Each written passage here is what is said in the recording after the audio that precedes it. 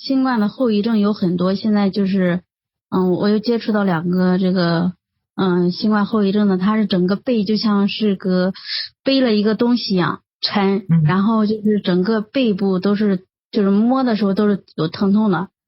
然后现在就是给他就在做修复这个。您是用的什么方式呢？就是艾灸小周天，然后给他们按揉这个膀胱经，然后膀胱经是从整个的膀胱经就是从上往下一直给他按，然后就是他们那个膀胱经是痛点还是比较明显的。他们是康复了是吧？就已经转阴了，然后就有这样的一个症状，是不是？发烧的症状是没有了，然后味觉的话还没恢复，就是他们也不知道是转阴没转阴，然后就是他们也没测，然后就是反应的话，就是我原来我有一个朋友，然后他就是转阴了之后他还发凉，然后整个后背就觉得穿多少衣服都感觉是寒凉的，然后都感觉冷，然后不能出门，然后遇到一点风遇到一点寒的话都感觉可冷就那种，然后我给他阳气就严重不足的那种感觉，然后给他艾灸了3天之后，他现在整个气就是阳气感觉慢慢上来了。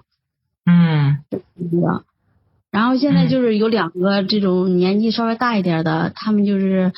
整个背都是疼的，然后整个膀胱经我感觉整个督脉膀胱经都是这个阳气就上不来，感觉那种，然后就把那个像他们这种，比如说后背疼或者是一点阳气都没有，他在整个过程当中就是他采用的治疗的方式是中医的方式，还是吃了一些西药的方式？他们原来退烧的时候都是吃药了。退烧的时候他们都吃药了，然后我那时候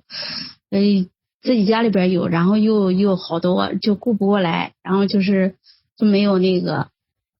之后的话，它就会出现了这些现象，包括就是有一些干咳的，其实如果是在这个过程当中纯用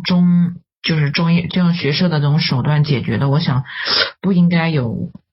那么严重的那种情况，是吧？其实因为学社里面也有人是上次也分享了有发烧什么东西，他们好像也还就是整个恢复的这个过程还是会有差异的，就是愈后的这种身体的这种素质，就是身体这种正气阳气的这种留存的情况还是会不一样的。对对对，有的时候他们发烧并不高，比如说37.8度、38.5度，就这种没有特别高的那种39度、40度那种，没有那种。但是他们恢复的话，我就觉得恢复的太慢了，不像我们这个就直接也不吃药，然后直接就是上艾灸就给他做干预。后期的话干咳的就很少，我觉得后期的干咳的我们这个恢复的话就没有什么干咳。就偶尔有排出来，然后就才会咳，然后这个干咳的发冷的现象都没有。对，实际上我们没有帮助病毒，没有在病毒的基础上再去伤害自己，所以呢恢复起来就有的时候就是说看他们，因为有时候鞭长莫及，你跟人家说你不能吃中药，你要艾灸，他们可能就是不完全相信你，或者说你也不能见到他们就那样干预了。但是普遍接受的就是，比如说是同时进行，我说你吃药也可以，但是你要坚持艾灸。但是他是有几个人都是恢复比较慢，就是好像到了10天的时候还是会全身没有力气，就不像说是就是像我们这样去处理会恢复的快的这样一个状态。就是他们那些恢复差的话，其实就是每天艾灸一下还是非常有必要的。就比如说我这2天给他们解决的那个，情况会好很多，然后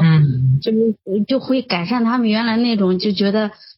后背都背个东西都沉了，感觉就是压的这个有一点压的给喘不来气的那种感觉呀。然后就是说浑身都疼痛，也不知道哪里疼痛，就那种。